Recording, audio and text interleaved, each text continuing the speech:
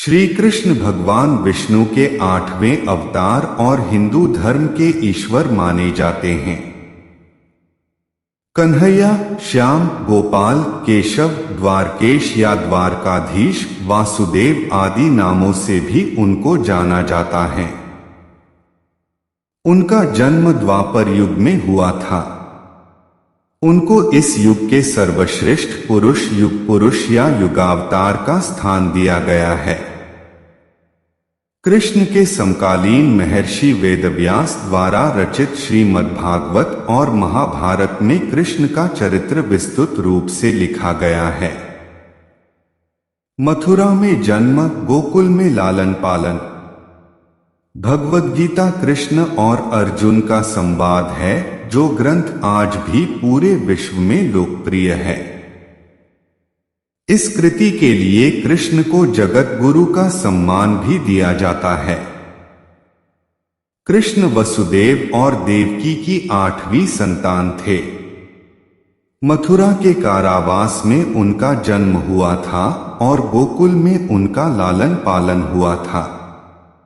यशोदा और नंद उनके पालक माता पिता थे। उनका बचपन गोकुल में व्यतीत हुआ।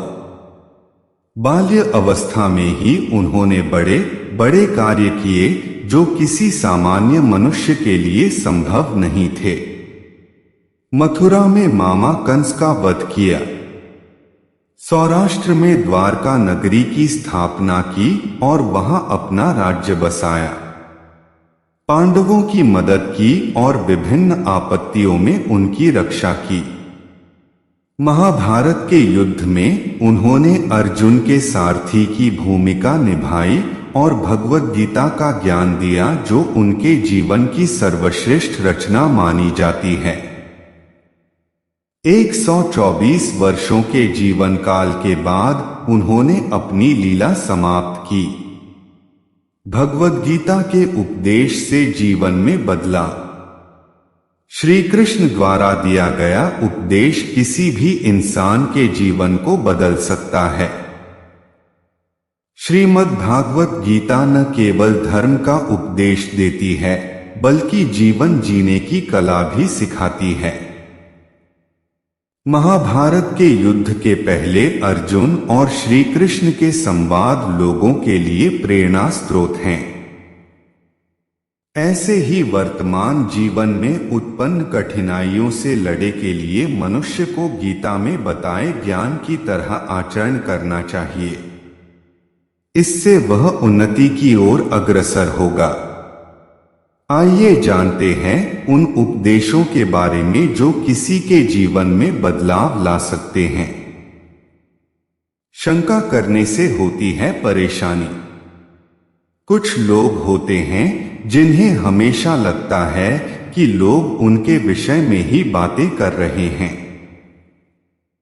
वह यह सोचकर हमेशा परेशान भी रहते हैं कि लोग उन्हें पसंद नहीं करते, मगर वास्तविकता कुछ और ही होती है। ऐसे लोग संदेह करने के आदी होते। पति पत्नी में भी कई बार ऐसी स्थिति आती है जब उन्हें एक दूसरे पर संदेह होता है। गीता में बताया गया है कि जो व्यक्ति किसी पर संदेह करता है वह कभी भी सुखी नहीं रहता। उसके मन हमेशा शंका बनी रहती है जो उसे परेशान करती रहती है।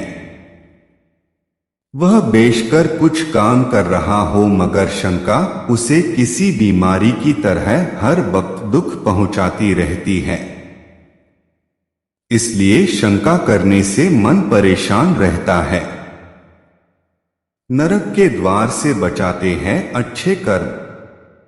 आम जीवन में हम हमेशा ही मोक्ष और नरक की बात करते हैं, मगर क्या आपने कभी स्वर्ग या नरक देखा है? यह हमारी मनस्थिति ही है जो हमें स्वर्ग और नरक का अनुभव कराती है।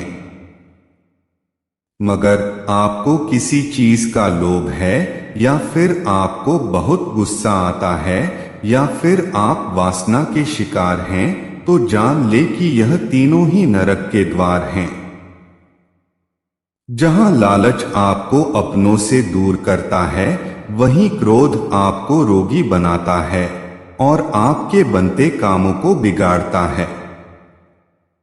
इतना ही नहीं, वासना आपको मनुष्य ही नहीं रहने देती, जिससे आपका नरक में जाना निश्चित हो जाता है।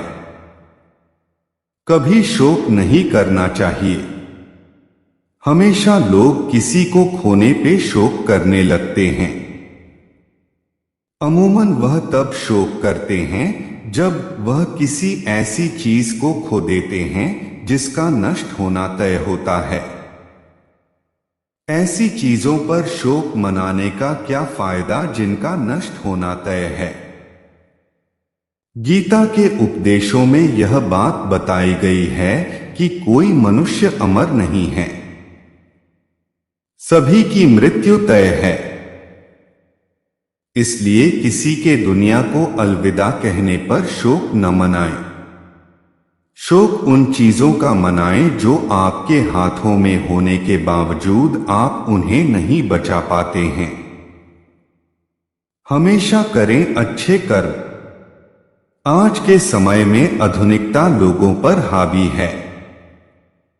इसके बावजूद लोग इससे वह फायदा नहीं उठा पा रहे जो वह उठा सकते हैं, क्योंकि बुद्धिमान लोग आज भी बहुत कम हैं। अगर आप समझदार हैं तो बहुत जरूरी है कि आपको अपने साथ वालों को भी समझ देनी चाहिए। इसके साथ ही आप सबका भला नहीं कर सकते, मगर इस भावना को मन में रखेंगे तो आप किसी एक का भला जरूर कर सकेंगे। अपने आसपास के लोगों को अच्छी बातों को बताना, उन्हें ज्ञान देना ही अच्छे इंसान की पहचान है। ईश्वर की प्राप्ति करना आसान।